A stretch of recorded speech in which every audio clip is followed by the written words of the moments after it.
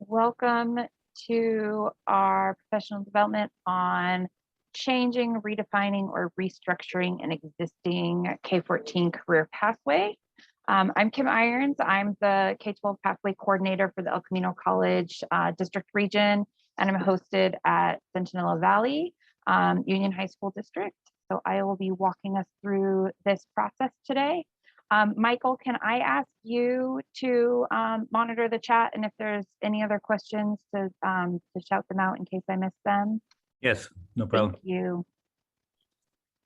All right, so if you could kind of do a who's in our room, our Zoom meeting in the chat, if you wouldn't mind typing in your name, your position, and what institution you come from, just so that way I can get an idea of who we have, what positions, and what areas we're coming from.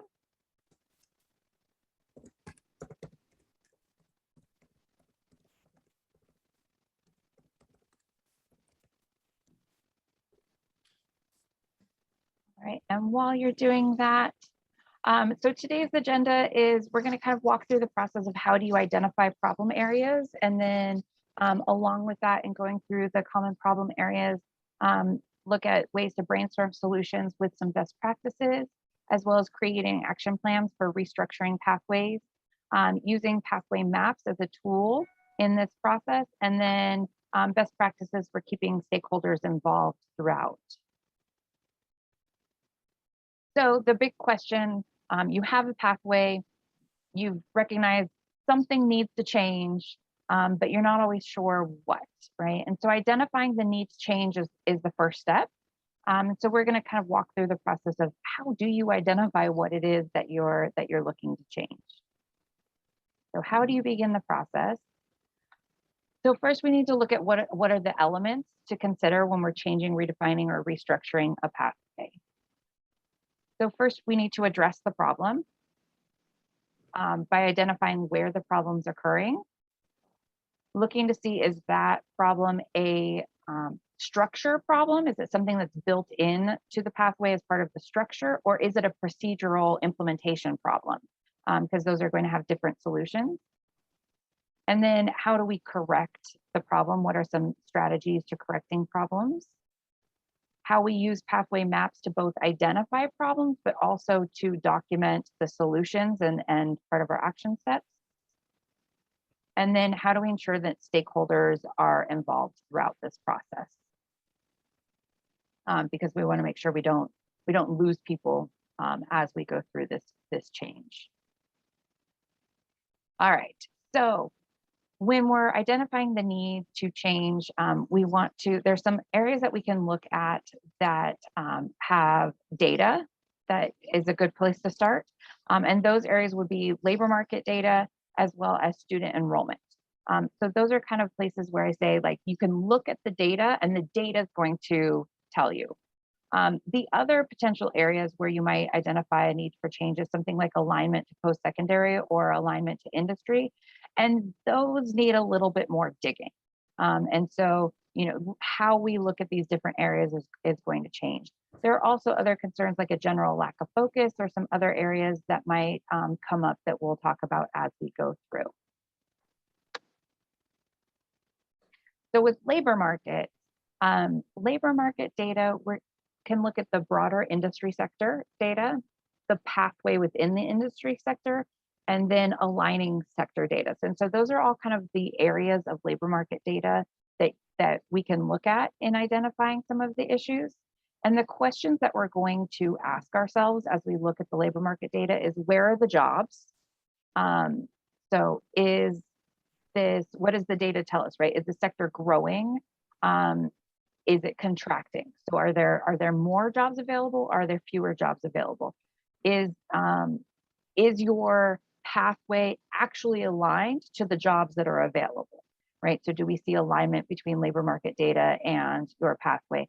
And has the data changed since you last revisited it? So for example, in my area, we have a lot of advanced manufacturing and engineering pathways. And that was something that when these pathways were created, those were huge, robust, and growing pathways. They since are not in the same level of demand, and the in the labor market has shifted, right? And so when we went back and looked at the labor market, we realized that our pathways were no longer aligning directly to the jobs that were currently in demand, right? So we saw since we had last revisited, there has been a shift in the labor market, which might identify that there's a problem with our pathways that we need to adjust something. So with our labor market data, does our pathway align to an industry with a high wage and high growth opportunity? And so those are both factors that we need to look at with the labor market data. It may be an area that's growing, but if it's not a high wage, a livable wage, is that really an area that we want to align ourselves with? So those are kind of the questions that we need to look at. If it's not, is there an opportunity for cross-sector work? And so this is one that I think has lots of potentials and lots of benefits that we don't always identify. And so this is where, when we look at the labor market data, also looking at aligned sectors or pathways or similar sectors or pathways to see if there are some overlap areas that might fit into these high growth, high wage opportunities that we can start looking at or engaging in some cross sector work. So is there a similar pathway? So good examples are, with engineering and manufacturing, also looking in, a similar industry sector, maybe with product development, right? There's a lot of overlapping areas. And so if you have a pathway that is maybe contracting or not a high wage, look at something that has similar standards and kind of a similar outcome, and look to see how's that pathway doing. Is it something that maybe just a simple adjustment in kind of pathway alignment could get you into a high growth industry sector? And then also looking at where industry sectors overlap. And so when we see, for example, the market sales and services, especially in the pathway of entrepreneurship and self-employment, this is kind of a really broad catch-all. So oftentimes the one that I kind of highlight the most is when you do a student survey, there's always huge interest in cosmetology, barber, hair, makeup. That's always a huge area of student interest, but it's not considered a high growth, high wage industry sector. But when you talk to students and you kind of drill down, you'll find most of them want to do that, but in the sense that they want to be their own boss. They want to have their own shop. They want to have that. So using that cross-sector alignment of, great, let's look through the lens of entrepreneurship and self-employment, but tack on the cosmetology piece so that students are still bought in with this idea of cosmetology, but really the sector that you're aligning to is that entrepreneurship and self-employment. And so finding ways to cross-sector and kind of do the bridge work to get both the student interest, but then also aligning with the labor market data. So that way you can have that match with the high growth, high wage. And then here are some resources for where you can access labor market data. Mm-hmm. I like to say that if you are not comfortable and really familiar with labor market data, your community college partner is a great place to go. They definitely spend a lot more time in the labor market world than people generally on the K-12 side. And so they can be a great resource, as well as the resources that are listed here. And there is going to be a labor market data workshop this week on Friday, so on the 24th. So if this is an area of skill building for you, definitely join or utilize that workshop as a resource. And then I've kind of created, or we as a K-12 team have created, an action plan resource for you. And so this is kind of a worksheet that you can use as you go through, and it kind of walks you through the questions that we've talked about so far in looking at labor market data. And so with this, it helps to facilitate that brainstorm process. I'm dropping the link to the Google Doc in the chat if you're a Google Doc person, and we can drop the Word document in the chat here in a moment. But this really just kind of, with your team or with your pathway team, guides you through the questions that you need to ask to drill down to identify, is this the problem area? And so this is something that is good for all pathways to do kind of an ongoing basis to just check in and make sure that those alignment pieces are there. But as you look at it, kind of saying, let's look at the labor market data and let's answer these questions to make sure that our pathway still aligns. And if there are some identified problems, then let's start walking through the discussion of how we're going to solve that. Is this something where we need to find an aligning pathway, or do we need to maybe investigate in some cross-sector work? And then if so, who are the people that we can go to that can help us with this, whether it's your community college partner, your K-12 PC, or other resources that might help you with identifying some solutions with your labor market. So the next kind of area that we can find some problems with our pathways is in the student enrollment sector. And this is, again, one that we can look at data, right? So we have data around student enrollment. We have numbers of how many students are entering the pathway. And then we also have the data of what's the retention rate in the pathway, how many students are staying in the pathway once they get in. And this is where you can look at your own internal student information system for that data, or you can use the CDE data quest to go back over several years. So if you want to look at the course enrollment through DataQuest, you can look at your CTE course enrollment for past years.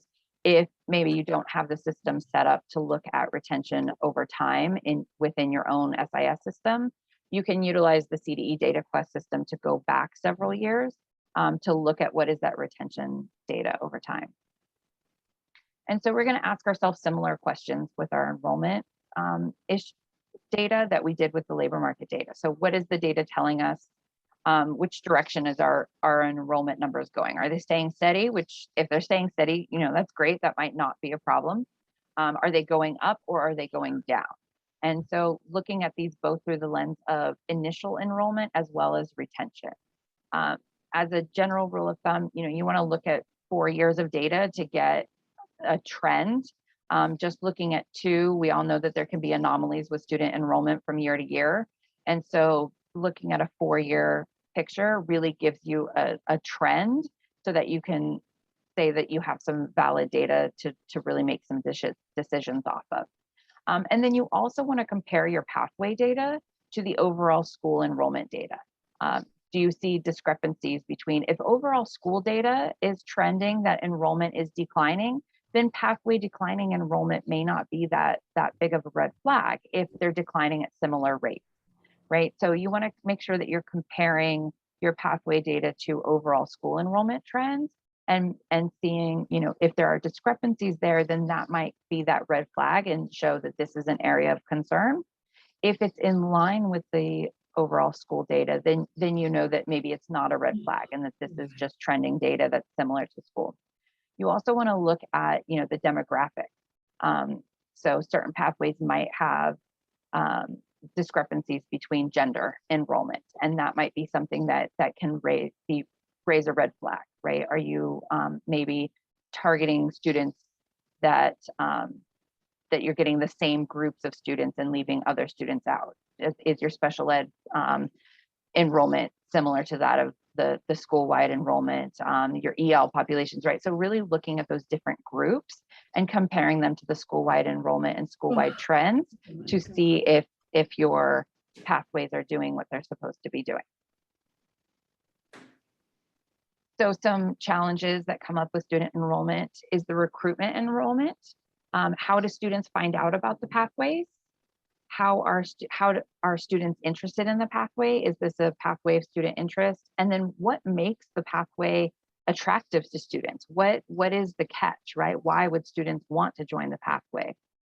As well as who's responsible for the recruitment, the enrollment. Oftentimes we see that the people who are out recruiting students are not the same people that are enrolling them. And sometimes there's a disconnect, right? And so this might be where we have a procedural challenge of maybe the people who are enrolling them aren't familiar with the pathway programs or don't know what the students are asking to be enrolled in. So kind of looking at, who are the point people for these steps in the process? Who's welcoming students, who's onboarding the students, and who's onboarding parents, right? Not leaving parents out of the student equation. But are students part of this? Do they know about the pathway? Are they included in this enrollment conversation when we're looking at or talking to students? So these are some of the areas where you might find challenges hidden in this process. With retention of students, the first question is, why are students leaving? And if it's student choice, what are the kind of the push factors for students? Is it that something that they're not interested in and they figure that out in the first year? Is it rigor? Maybe it's too easy, maybe it's too hard, maybe so is there a rigor issue? The fun factor, right? As educators, we don't always like to look at what makes it fun for students, but keeping that in mind that if we're going to keep students, there has to be something there for them that they find fun and engaging. So looking at the fun factor, looking at the engagement, and then also looking at the overall culture of the pathway. Could that be a push factor for students exiting the program? So, an example, one of the pathways that I work with is very heavily male. And so we saw that female students were exiting the pathway at a significantly higher rate. In addition to them enrolling in lower numbers, they were also exiting in higher numbers. And so we found that the culture of that pathway had become kind of a boys' club. So because it was so heavily male in the enrollment, the females that were enrolling were finding the exit pretty quickly because the culture of the pathway wasn't one that felt inclusive or supportive to the female students that were there. And so, identifying, could there be a culture issue within the pathway that might be pushing students out? There's also the other issue of, could it just be scheduling challenges? Are there competing graduation priorities? So maybe, you're looking at a pathway that starts in 10th grade, which is the same year that students are adding in PE, history, and maybe an art or a foreign language, and maybe there's just not enough room in the schedule for the pathway. So we see students exiting at a certain point because of graduation priorities competing with their schedule. There's also the challenge with singletons and master scheduling, right? So if you have a lot of students who are in a pathway that might have singleton classes, who might also be interested in other types of singletons, maybe AP classes or honors classes, you might have those competing singletons that might be driving students out of the pathway. And then staffing can always be an issue. Do you have enough sections to facilitate the students staying in this pathway? Are you able to offer all of the sections that would facilitate the retention of students throughout the pathway? So some of the strategies that you can implement to solve some of these problems could be student surveys. So looking at, is this an area that students are interested in? Maybe they're interested in the industry sector, but not the specific pathway alignment. So doing student surveys, right? And then looking at cross-sector work. Where are the students interested, and how can you make sure that you're engaging student interest with the pathway that you've identified or engaging in, and might there need to be some cross work that's happening? So student surveys can be a great way of identifying where that lack of alignment is, and kind of identifying what's fun about this pathway to students, right? Do a survey and get the student input, so that way you can tap into what students are already interested in, right? And instead of reinventing the wheel, really utilize, hey, students are already interested in this. How do we tap into that?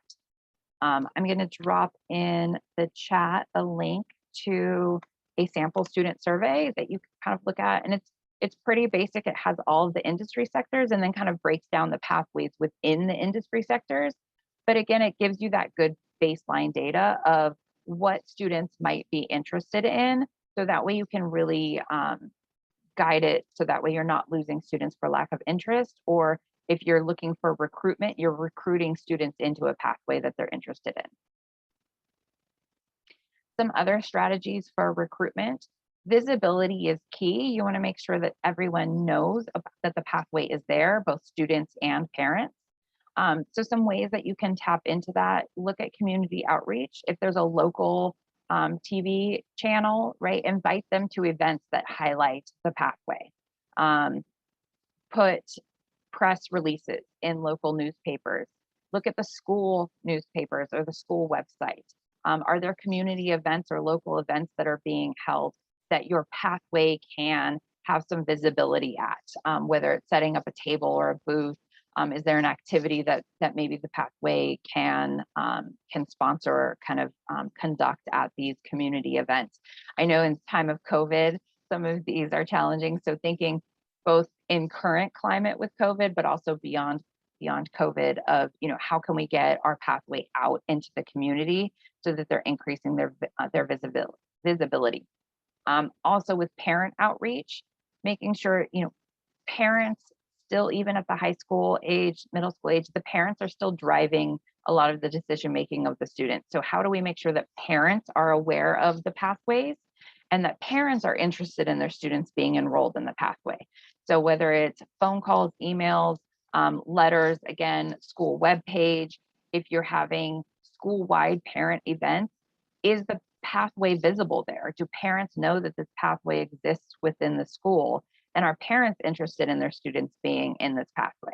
So thinking about how you're going to get the word out to parents. And then also for feeder schools. So if you have natural attrition, kind of middle schools feeding into high schools and you have kind of that natural pipeline or that link, how do students know about the pathways? If they're, they know that they're going to that high school and they don't have a choice, how do they know that that pathway is there to select into that? If you have a situation where you have multiple feeders and students maybe have choices of which high school they can go to, how do you use that pathway as a draw for the school? And how are you communicating that that pathway is there? Some examples could be open houses, where, especially if you have a pathway that has a lot of fun gadgets or equipment, having an open house so that students can come in and see the actual physical location of that. So whether, if it's a wood shop or an engineering lab or a culinary kitchen space, right? Having that open so that students can see what they would have access to if they were to come to that school and join that pathway. Showcase nights are another great one where you showcase what the students in the pathway are doing and kind of highlight the outcomes of what makes this pathway special. And then counselor education and training is another big one, making sure that the counselors, both of your feeder schools, but also of the high school, really understands the pathway, what it's offering, and how students get into that pathway and kind of stay in that. So looking at, it's a sequence of courses, making sure counselors kind of understand that, but also what are the benefits of the pathway? So counselors can be that biggest advocate, especially if they are the ones enrolling students. And so if they know what the outcomes of that pathway are and what the benefit is for students, making sure that they know those and are able to communicate that to students and parents who might have that interest. Some retention strategies, if you see that students are exiting, again, survey the students, interview the students, do that kind of exit survey or that exit interview. What's making them leave? And so really kind of drilling down and getting the student feedback. Is it, whether it's a lack of interest or there's something else going on, but interviewing the students is really the best way to get that data piece. And then beyond just finding out what's making them leave, asking them what would make them stay. Are there small things that you can add or little tweaks that you could make to the pathway that might keep students engaged, whether it's more work-based learning, maybe it's a culture issue that, you could add some more support, or you could do some kind of tweaks to adjust the culture to keep students in the pathway. Does it align to their interests? Is it, maybe it's they want college credit and they saw that, I can take AP classes, but if I'm in this pathway, I'm limited on AP classes. So maybe it's a college credit or that GPA boost that they want. Or maybe it's, hey, this pathway is already dual enrolled and I think it's too hard. So I'm leaving because I don't want that. So again, kind of asking students what's making them leave, drilling down, and then also giving them some options of what are some things that are missing that if we added, you might consider staying. With the scheduling challenges, a lot of it comes down to counselor training. And then also talking with the team of what are some master schedule considerations that could be made to facilitate students staying in the pathway. Some options might be, if students are in a certain pathway in the 10th grade, maybe that group of students is kind of given a waiver and they take their second year of PE in the 11th grade year. That might be something, as a school staff and a master scheduling that you kind of make to accommodate the pathway if your schedule is impacted. Maybe you talk about, maybe you have a school that's open to a 0 period or a 7th or 8th period after school that, maybe students in this pathway are looking at adding a 0 period or an after school period to accommodate. So kind of really talking as a team and strategizing, how do we look at the master schedule to allow students to stay in this pathway so that the master schedule isn't one of the push factors for this pathway? Is it, do we need to move things around? Maybe we've found out, hey, you can't offer this AP class and the pathway class in the same period. We need to make sure that they're being offered at different periods of the day to accommodate the master schedule singletons. So kind of looking and having that master schedule consideration conversation as a team that, what are some of the push factors that are pushing students out and how can we address them through the master schedule? And again, looking at your action plan and kind of using the action plan to walk you through these questions, brainstorming what what information you might need to gather and how you might be able to gather some of that information to make those decisions. I'm going to pause now. Are there any questions, any burning questions about either labor market data or the student enrollment data piece and the solutions for those? You can either unmute yourself or put them in the chat.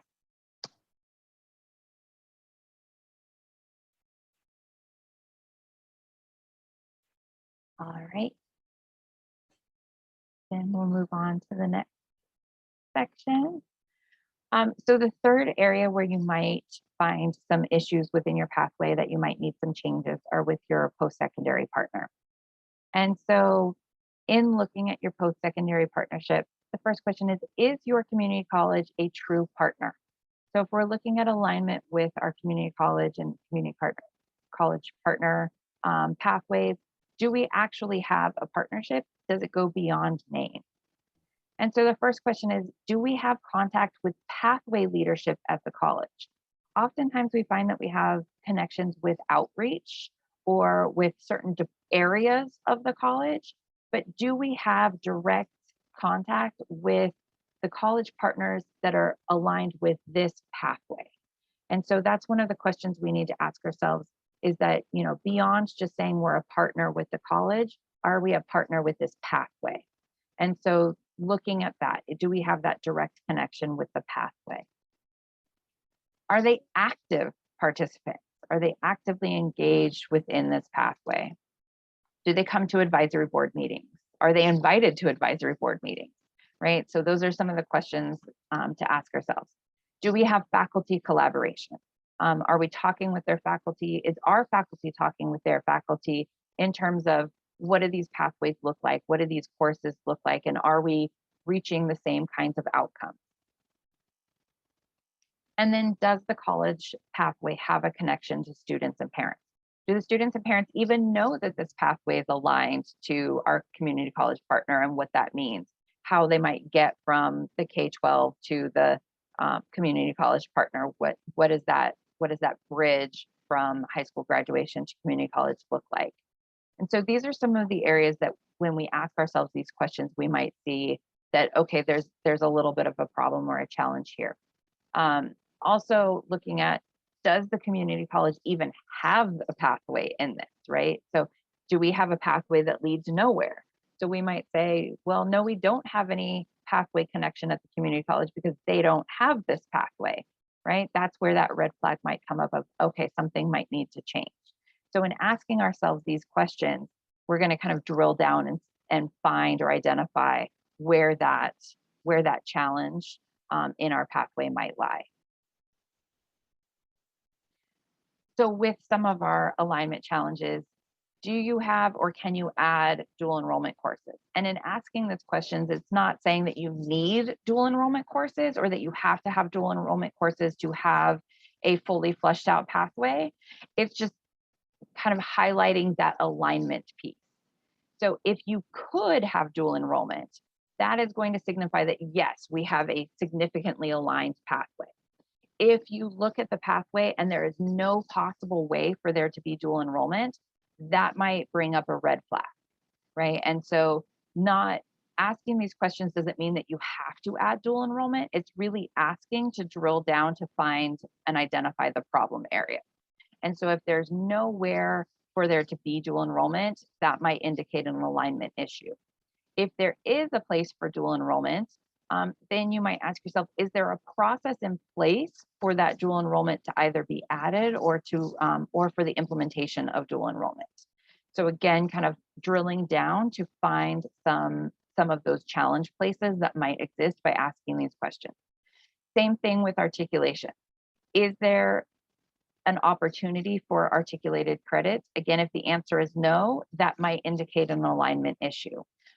If the answer is yes, then asking, is there a process in place for articulation to take place? Again, if the answer is yes, great. Doesn't mean you have to do it, but it means that at least you have identified that. If the answer is no, then it means that there might need to be some conversations to ensure that you've got that alignment piece. Are there stackable certificates available within the pathway? And so when we say stackable certificates, that's looking both on the high school side and on the college side. Is this a pathway that progresses and has levels that students can progress through? Whether it's industry certifications and certificates or community college certifications and certificates. And is there a way for students to go through and add these certifications on top of each other? Looking at the community college, do they have a certificate that might lead to an AA degree, which might lead to an AA transfer, which then might lead to a bachelor's, right? So is there a pathway that we see really kind of leads a road for students to go somewhere with this pathway? If we don't have that and we have kind of a dead end pathway, that again is going to signify to us that there's something that needs to change within our pathway. And then the last question, do students see the connection? You might say, yes, all of these things are there. We have all of these things in place. Do students, and I would even say parents, do they see this connection? Are they aware of these opportunities and the fact that this pathway is part of a longer road that leads somewhere? And if not, how do we communicate that with students? So again, these questions are really designed to just kind of help you drill down to identify what the potential problem might be within your pathway. So once you've identified that this might be one of your problem areas, one of the strategies for success in this is really about developing buy-in on both sides. So we've found that the community college partnership can have resistance both on the college side, but sometimes there might be resistance to that partnership on the K-12 side. And so really developing that buy-in with faculty on both sides, so that way the high school or the K-12 faculty sees the connection and sees the value in what the community college is offering, but also the community college faculty sees the value of what the high school is doing. And so one of the best ways to do that is collaboration between the faculty, using that connection with the community college partner and saying, hey, can we get our faculty together for a meeting so they can talk about what it is they do? And oftentimes once faculty start talking about what they teach, you kind of see that engagement level or their excitement really amplifies, and they kind of feed off each other, right? Anytime you get people talking about what they love and what they're passionate about, and they're like-minded people, that can really help solidify that connection between your K-12 and that post-secondary. Again, counselor training on the K-12 side, but also on the community college side. One of the things that we found is that community college counselors often aren't aware of the pathways that are being that are in their feeder district schools. And so you may have students coming in with prerequisite skills or prerequisite courses that the college counselors might not be aware of. So how do you work with both your K-12 counselors, but also the community college counselors so that they're aware of these programs and they're aware of the alignment? Advisory board meetings are a great place where you can start some of this work. Student showcases, if you're struggling with getting community college faculty on board, invite them to see the students in action, right? Have them come in and see the students at work. There's often a misconception of what high school students are capable of doing. And when you bring the community college faculty in to where they see what the students are capable of, it starts to break down some of those barriers and might pave the way for a bigger connection between the institutions. Similarly, field trips or awards night, take the high school students to the community college if they're doing something around the industry, right? If they're doing a showcase or if they have some kind of award or an activity at the community college side, take the students there so that they can see that this goes somewhere and have something to look forward to beyond high school. And then use data. Use student enrollment data. Hey, we have all of these students in this pathway. Community college, aren't you interested in them? Or, the community college side, hey, we have this great pathway that has this great success rate. High school, aren't you interested in that? Use the data to kind of get people bought in with what's happening and celebrate the successes of what's going on both of those pathways. When we highlight and celebrate successes, we see, there's more buy-in and people want to be part of that success. So use the data, highlight the successes, and really target that success to the audience that you need to build that buy-in and to bring on board. The other piece where it might be so the developing buy-in is really kind of looking at the systems and kind of looking at the structure of the pathway. The streamlining the dual enrollment or the articulation process is where we see kind of that implementation or the process piece. And so it might be that students are saying, hey, I'm not cool with this process because the articulation process is just such a headache. And I don't want to do it. Or, we've tried this dual enrollment thing and it's not working. So looking at what's the process for the procedures that you have. Is it an implementation issue? So do you have the outreach for students, parents, and the faculty and staff of dual enrollment or articulation that may already be in place? Do you have the student support? If there is dual enrollment, is it a hindrance, right? Maybe students aren't participating in dual enrollment because the application process is a hindrance, or they don't feel like there's support once they get into the dual enrolled course. So really kind of looking through, do we have a point person that students can go to when they're struggling with this process? Is there college outreach support? Is the college reaching out and supporting students in this process? So again, kind of looking through, if you do have dual enrollment or articulation, what might be some of the challenges with the implementation of it that we could look to solve by either adding point people, more outreach and education around it, or some additional student support services. Are there any questions around the kind of the post-secondary piece, either around the challenges that can occur with your pathway around this, or some of the possible strategies for solutions?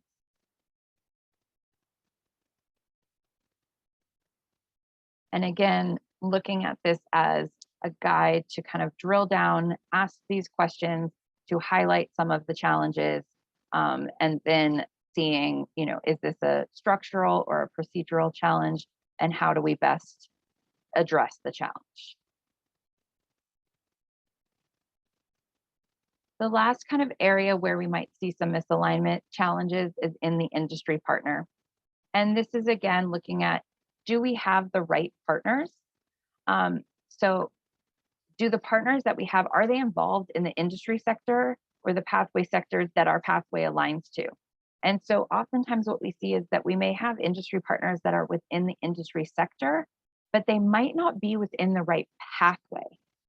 So an example for that, if we look at kind of the public safety industry sector, right? And within that you have, or the public service industry sector, and within that you have public safety, right? Which is kind of the law enforcement, probation, those. You have emergency services, which is, your paramedics, your firefighters. And then you have the legal services, which is your lawyers and judges. Well, those are all part of the same industry sector. So you might have industry partners that fit within your industry sectors, but they may not align with your pathway. So if you have a pathway that's in public safety, right, and your pathway is really gearing towards law enforcement and probation services and really kind of that criminal justice pathway, but in your advisory or your industry partners, you have lawyers and judges that are really in that law and legal pathway, right industry sector, but wrong pathway, right? And so this is where looking at, are our industry partners the right fit? Do they really have something to contribute to this pathway? And then, are they actively involved? So are they participating in advisory boards? Are they being invited to advisory boards? Are we having advisory board meetings, right? Those are kind of the questions to ask ourselves. And if we are having advisory board meetings and we are inviting them, are they attending? And if they are attending, are they actively contributing in that advisory board setting? Are they actively involved with students? Is there opportunity for these industry partners to engage with students?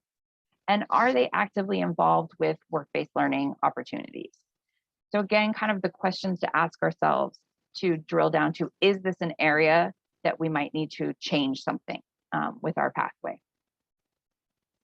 Strategies for success with our industry partners, evaluating the existing industry partners that we have.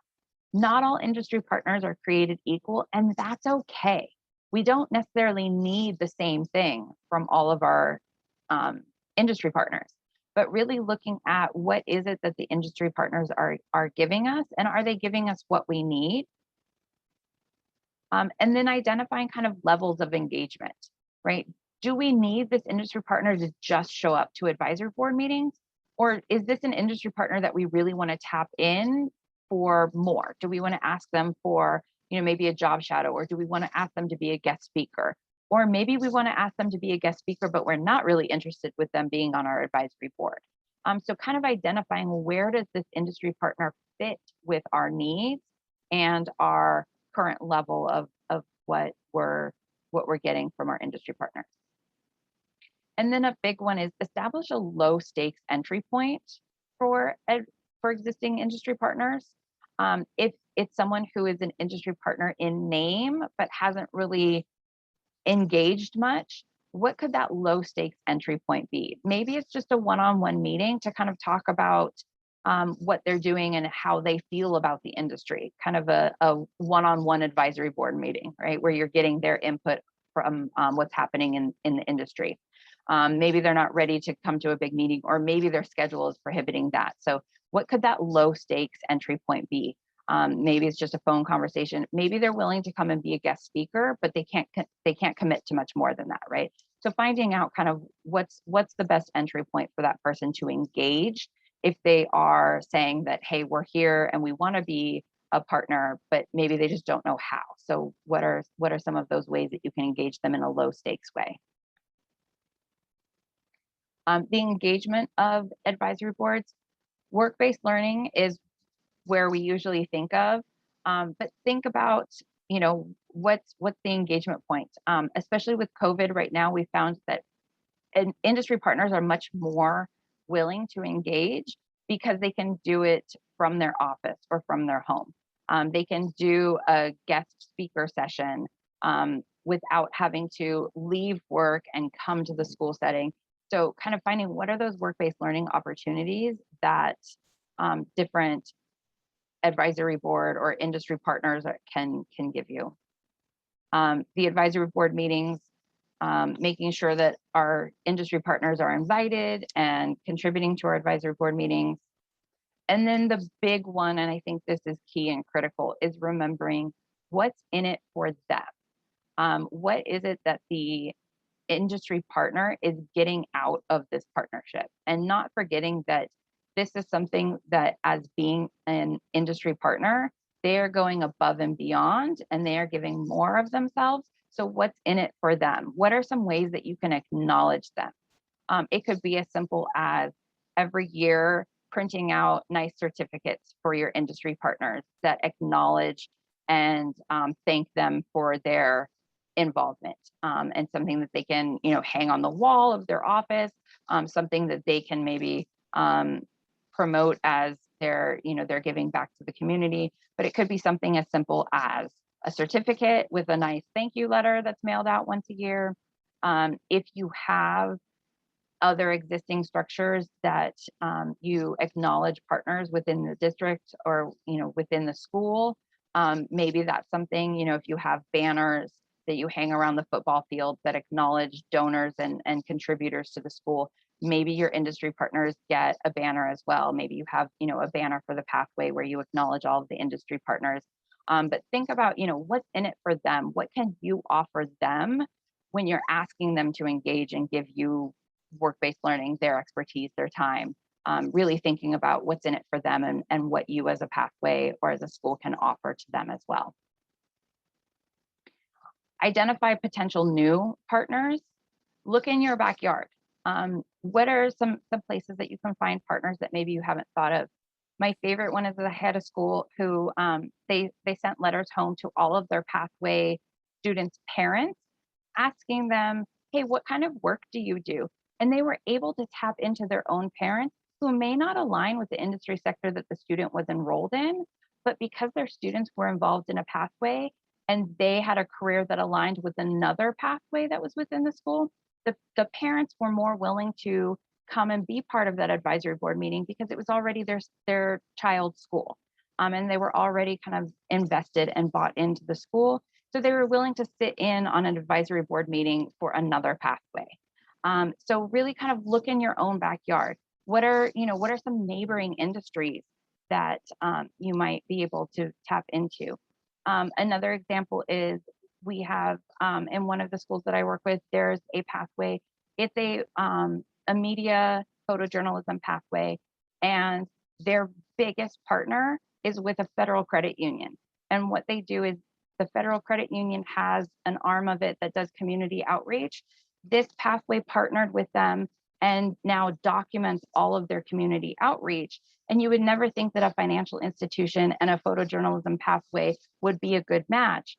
But here they have this outreach component to their company, and they've been able to make this really strong partnership because of the different branches within that company. So really look at who are your neighboring industries and look at all of the departments within them, right? So again, this cross-sector idea to where it may be a financial institution, but what else do they have, right? They have marketing, they have outreach, they have these other things that maybe that's where your pathway can get in with.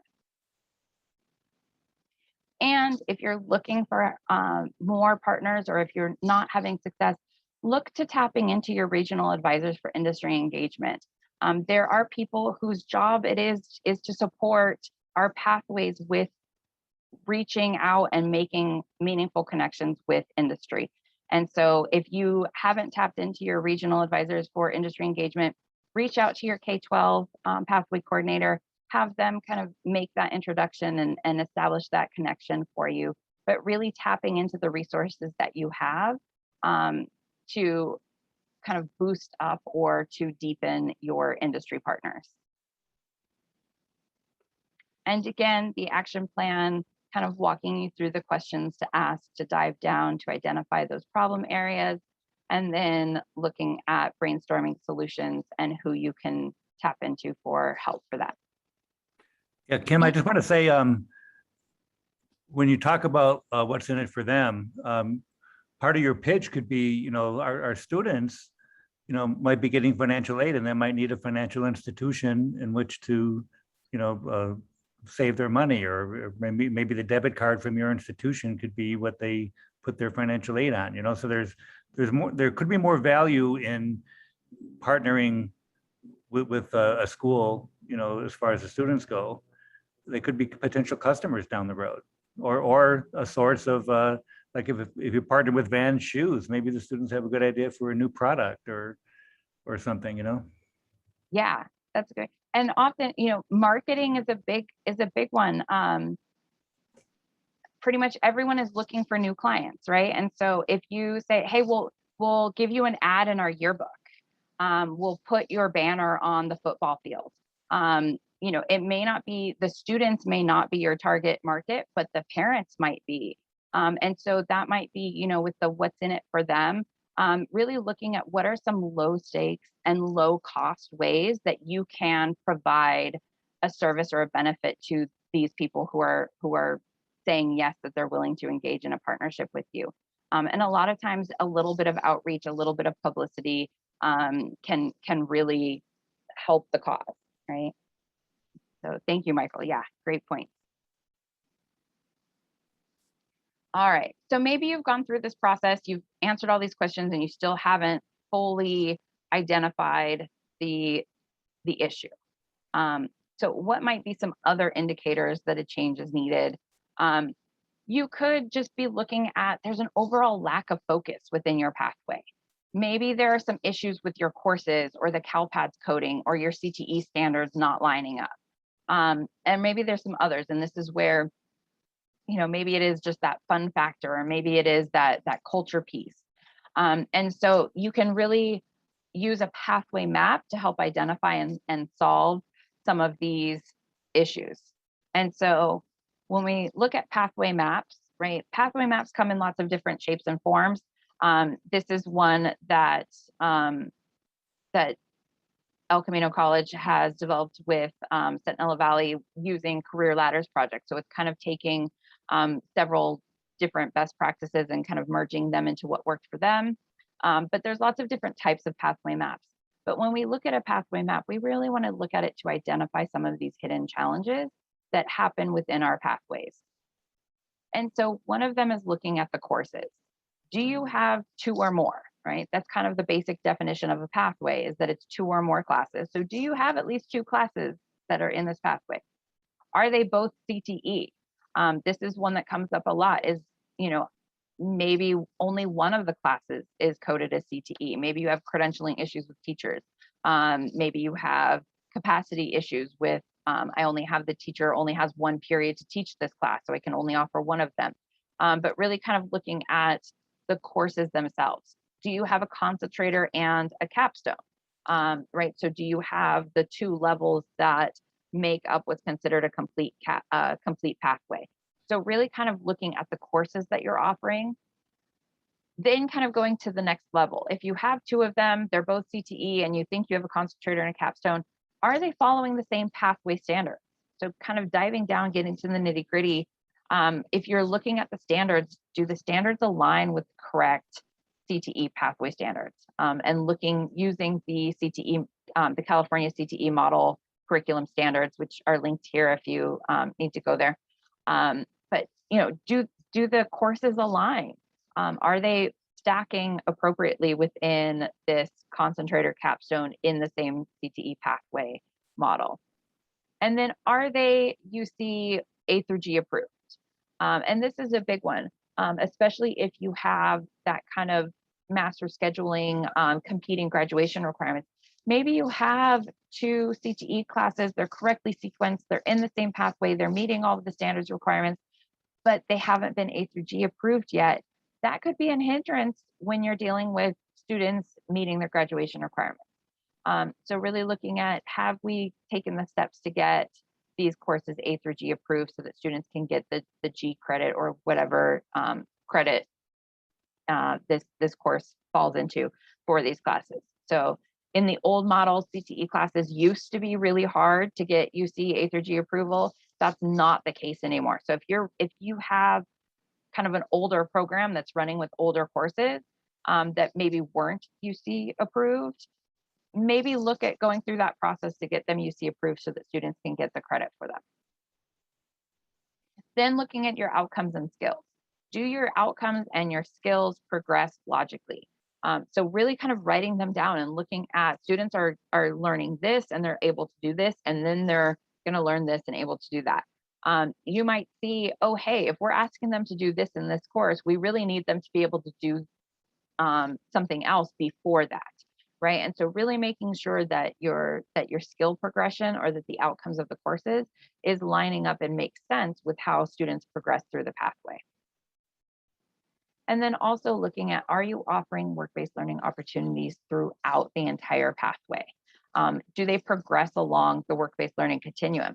If you're looking at students in that junior and senior year who are still just getting career exploration activities, then they're really not diving down and progressing through the work-based learning continuum. So really kind of looking at what are those work-based learning opportunities that are being provided throughout the pathway, and do they make sense? Are they progressing through the continuum and providing students more enriching and in-depth experiences as they progress through the pathway? And then lastly, when we look at our entire pathway map, is it communicating a clear and focused vision? Can we look at this path and really see, okay, this makes sense. I understand where students are going. I understand what the outcomes are. I understand the next steps. Is there really, when we look at this entire pathway map, we can see that there's an end goal, there's an end vision, and it's something that's really clear when we look at this. And this is going to give us that answer of, is there focus to our pathway? And so kind of drilling down, when we look at our pathway map, remembering that a pathway map is more than just a course sequence. It's really looking at all of the elements that make this a pathway and not just a sequence of electives, but looking at what are those outcomes, right? And do they make sense? What are the CTE standards, and are they progressing within the same pathway logically? What are the skills, the competencies, the certifications that students can be accessing throughout the pathway? And then similarly with work-based learning, right? What are students getting at each level? Are there student supports that are in place? And then have we identified gateway courses or kind of the next step for students in this pathway that want to continue on with, where do they go from here at the community college level or at the university level? And then what are kind of the end results for here? And so when we look at our entire pathway map, this is really going to give us the full picture of what's happening in our pathway, and also going to give us a tool to highlight some of these potential misalignments or some of the areas that might be challenges or might need some retweaking. And so for some strategies for success, if you find that the issue is within your courses, you can revise, rewrite, or adopt existing UC A through G approved CTE courses. As teachers, why reinvent the wheel? We beg, borrow. So there are a lot of CTE courses that are already UC A through G approved that you can just adopt. You don't have to rewrite and start from scratch. Look to see what other places are doing, and look to see if that course meets your needs. And maybe it's something to where we have this course, it's not UC approved. Maybe we can find almost the exact same course that is UC approved that we can just adopt and make it easy. If not, then what are the steps to rewrite that course so that you can get that A through G approval? Then looking at your CalPADS codes. Maybe you have an issue where maybe you're just not coding your classes correctly, and so it doesn't look like you have a complete pathway, but you do in reality. So looking to see how are we coding this, how are we communicating this pathway to the state, and is it correct with what we think we're offering? And then also looking at the CTE content standards to ensure that we have alignment, continuity, and progression through the standards. When we're reviewing our work-based learning opportunities, we want to make sure that we're progressing through the continuum, right? And that we're not just staying in awareness and exploration the entire time, but that students get an opportunity to participate and experience some career preparation, as well as some career training. So looking at the outcomes and the skills that are appropriate as they progress. If we're saying that we want juniors and seniors to be in that career preparation stage or that career training, what are the outcomes and the skills that we're asking of them or that they need to be able to demonstrate to get to those? And do these career outcomes and skills align with the course content? And so this is, again, something to where maybe your course content isn't facilitating the students progressing through the work-based learning continuum. And so maybe it's something you need to go back and review the courses to build in some more skills, right? Or maybe you want to build in a certification within the skills or within the class, so that way they can maybe take advantage of a certain opportunity. So really kind of reviewing your work-based learning opportunities and seeing how they connect to the courses. And maybe there's something in the course content that needs to be adjusted for the work-based learning opportunities. And then review your post-secondary opportunities. Is there a meaningful connection and alignment throughout your pathway to post-secondary? Are there clear alignment with outcome standards and skills that would lead to the next step once they graduated high school? Is there opportunity for students to take those next steps at the community college or at the university level? And are you able to see clearly that you have the correct preparation for students with your pathway map to take advantage of those post-secondary opportunities? So hopefully by going through this process and asking yourselves all of these questions and doing a little digging, you've figured out what it is that you need to change. You've figured out some best strategies and you're able to put the plan in action and take some next steps for whether it's a structural issue and something that needs to change within the structure of your pathway, or whether it's an implementation issue and something that you just need to do differently to get different results. But when it's time to put the plan in action, you want to make sure that you're not forgetting about your stakeholders and you don't want to leave them behind, right? So how do we keep our stakeholders engaged in this process as we change something that's already in motion? Because as we know, humans don't like change. We're resistant to it. So how do you get people on board and to go with you with the change rather than fight you against it? And the key is keeping all of your stakeholders engaged throughout the process. And for your stakeholders, that includes your students and your parents, your faculty and your leadership, your post-secondary partners, and your industry partners.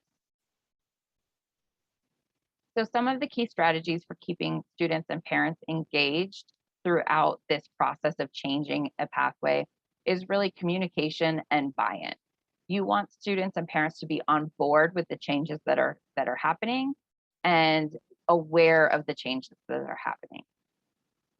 So the first thing is utilize panels, interviews, focus groups to identify what they feel might need to be changed, how they feel about the changes. Do they have suggestions about timelines or ways to implement the changes? Maybe there are some hidden problems that you didn't identify in this process, or maybe there's some challenges with the implementation process or of your action plan. But keeping students, parents in the loop and keeping that communication with them is going to help you avoid any pitfalls of excluding them through this process. Use surveys for that student interest piece, right?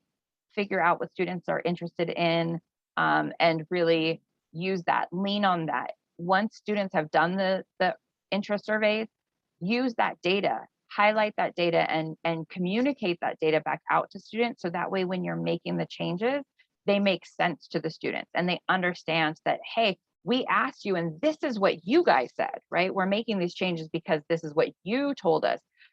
So when you do the survey, not just collecting the data, but really sharing out the results of that data. So that way students and parents can be kind of on board with why the changes are happening. Inviting students and parents to advisory board meetings. And this is a really key one because as there's a need for change, students and parents might not be aware of the need or the reasons behind the need to change. And so if they're there at that advisory board meeting and they can hear the college partners or your industry partners explaining why this change is happening or why the change is needed, it again helps build that buy-in. So making sure that students and parents are on that advisory board, not only for them to express their concerns or their ideas, but to hear what's going on in the bigger picture is going to be key to getting that buy-in and having that open communication and feeling like this is a transparent process. And then don't forget to include information or process updates as you go through the change, right? So keeping them updated, communicating out that data, but also communicating out the next steps, what's happening, what the plan is, what the timeline is, and really making sure that they're aware of the process as this change gets implemented for the pathway.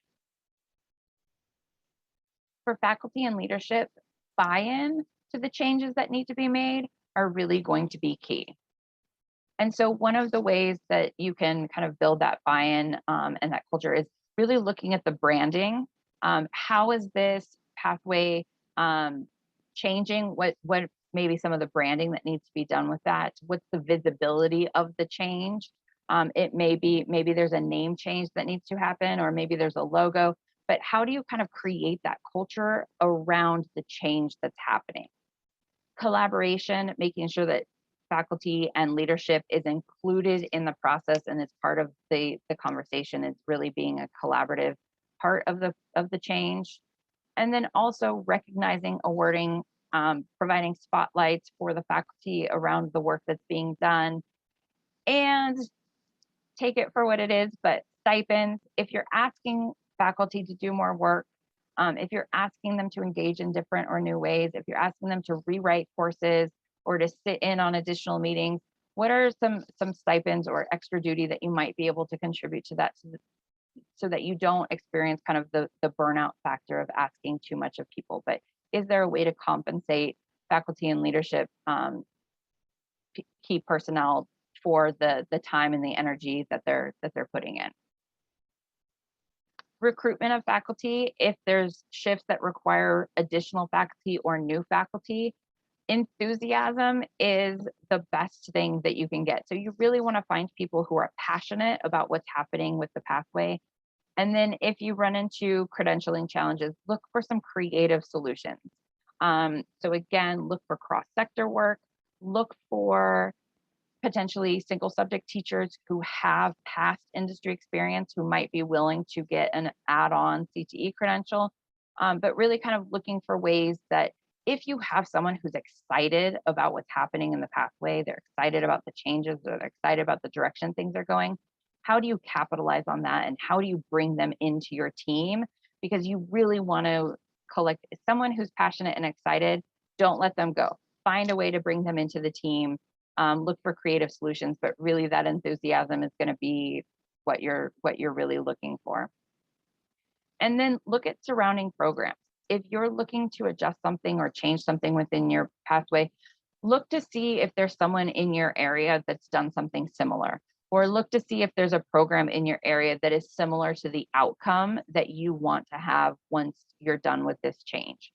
Do a site visit, have faculty collaboration, have faculty between the two schools talk about, hey, how did you get there, or what's going on in your pathway, and really kind of bridge that gap between where your pathway is now and what you want it to look like when you're done implementing the changes, and find that collaboration piece to get there.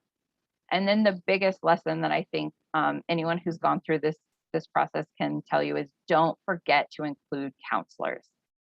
When you're talking about faculty and leadership, don't forget that counselors are very much an integral part of that team and need to be included in this process as you're changing your pathway or making adjustments to it.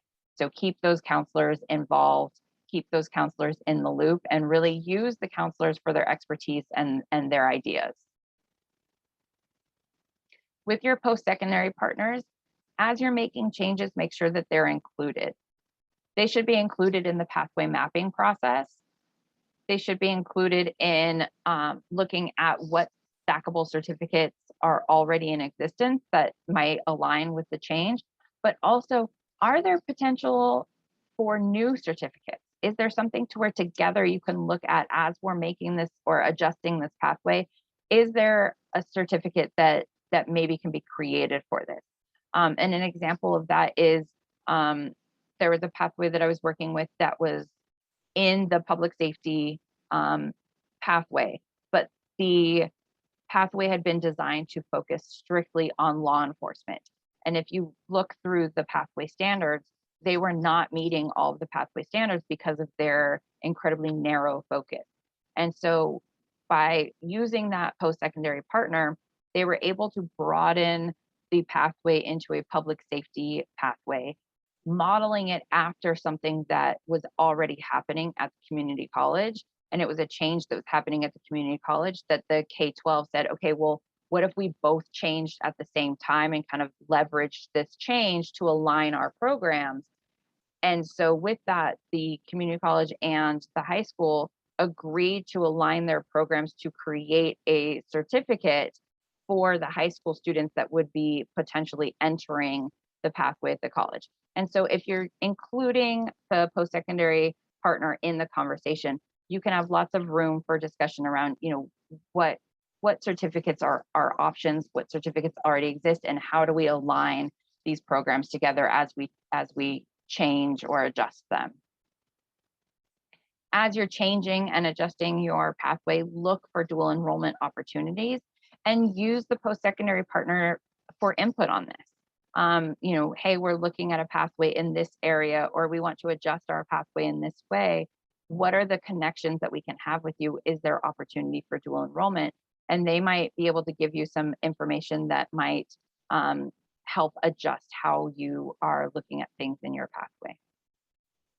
And then similarly, that faculty to faculty collaboration, looking at the community college to the K-12 faculty, and having that open lines of communication to build that buy-in and that inclusion. And then as well as having your post-secondary partner be an active member of your advisory board. With that faculty to faculty collaboration, one of the things that could be key is if you are rewriting your courses, use the college faculty to provide input with that rewrite of the K-12 courses. Get their faculty input on what needs to be in these courses to get students prepared for the college courses, and have that collaboration to make sure that if you're rewriting courses on the K-12 side, that you have that end goal of the community college or college in general in mind as you write those outcomes and those courses. And then with your industry partner, again, inclusion, keep in mind the engagement, what's in it for them, right? So always kind of have that question in the back of your mind when you're talking about industry partners, what's in it for your industry partner, and have those conversations with them. And you can even ask industry partners like, hey, what do you get out of this? Or what do you want to get out of this? What are you hoping for out of this partnership? Lean on the existing partners that you have. If you have strong partners, lean on them as you look to adjust your pathway. Use them for advice in terms of what adjustments make sense, and really kind of tap into the partnerships that you have. You might want to have an industry panel. So you might want to get a couple of your industry partners together and to just talk about what's changing in the industry. And that might spark some ideas of what you might need to do for your pathway. Or you might want to have an industry panel as something that is available for your stakeholders so that the other stakeholders can kind of hear what's going on in the industry and understand the changes that are happening.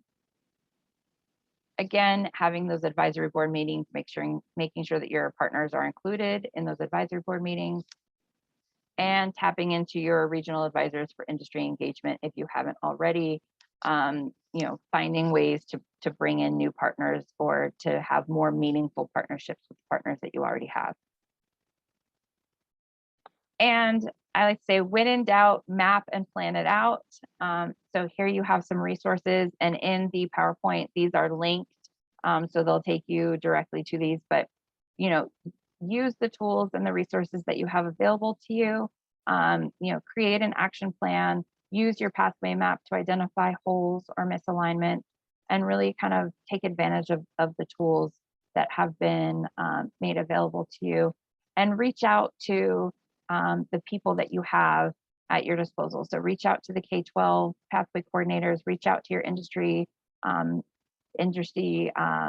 advisors for regional engagement, but kind of, really tap into what you have available to you and take advantage of those resources. And that's it. Are there any questions? Thank you all for attending.